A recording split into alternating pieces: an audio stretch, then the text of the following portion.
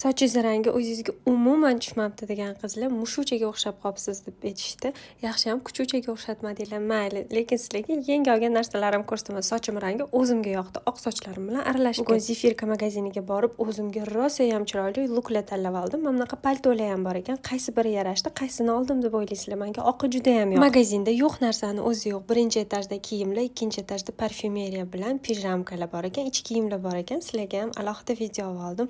Shunaqangi chiroyli shu pijamka yoqdi. Rosa ham maza qilib kiysanglar bo'ladi. Ayniqsa первый ночda maza qilib. Endi o'zimga olgan narsalarni ko'rsatsam, 4 xil look oldim va bitta pijamka oldim. Shu sportivkani juda ham sevdim. Shunaqangi zo'r turar ekan.